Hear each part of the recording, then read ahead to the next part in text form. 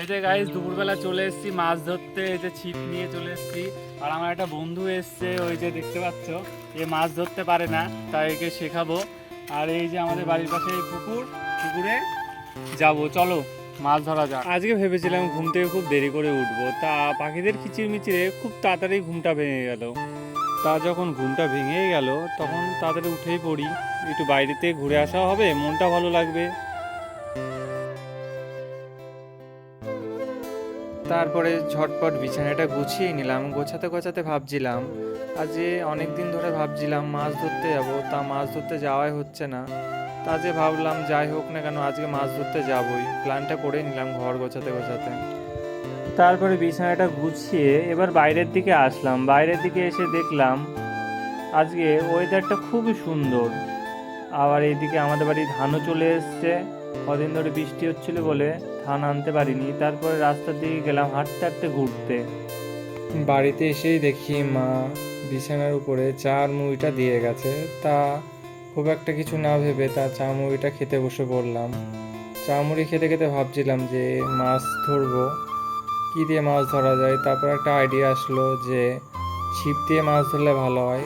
তারপরে চা মুড়ি খেয়ে চলে আসলাম পড়ার টেবিলে, কারণ আজকে একটু তাড়াতাড়ি বই পড়ে নিতে হবে, কারণ আজকে প্ল্যান আছে আজকে আবার মাছ ধরতে যাবো।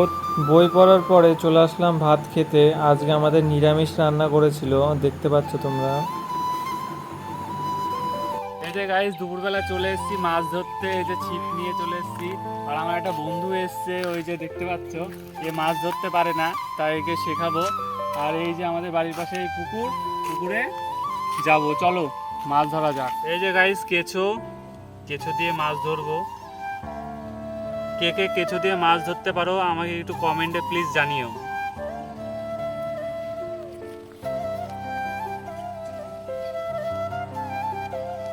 চলো দেখা যাক কিছু মাছ পাওয়া যায় কিনা।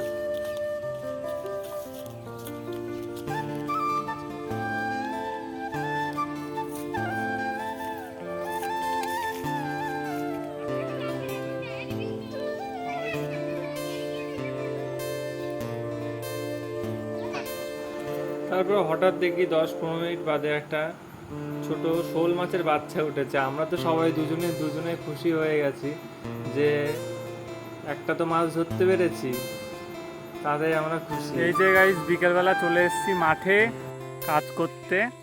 এই যে আমাদের হলুদ জমিতে এসেছি কাজ করতে। কাজ করব, একটু নিড়ানো কাজ করব। হলুদ জমিতে অনেক ঘাস হয়েছে দেখতে পাচ্ছ, ঘাসগুলো একটু নিড়াবো। আর এই হলুদ জমিতে দেখো গাছগুলো কত সুন্দর হয়েছে, দেখো তোমরা। চলো দেখাচ্ছি তোমাদেরকে। এই যে দেখতে পাচ্ছ কত সুন্দর গাছ, দেখো এত সুন্দর গাছ হয়তো দেখা যায় না। তারপরে মাঠের থেকে বাড়ি এসে বিকেলবেলা রাস্তার দিকে চলে আসলাম। আসার পরে দেখলাম একটা ছোট্ট ভাই যে গোপালকে নিয়ে এসছে ঘুরতে, তাই ওর সঙ্গে কথা বললাম।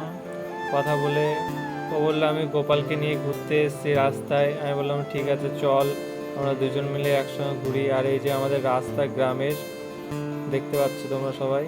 আর এই যে আমার ছোট্ট ভাই গোপালকে নিয়ে এসেছে, দেখো কত সুন্দর লাগছে দেখতে, দুটোই গোপাল।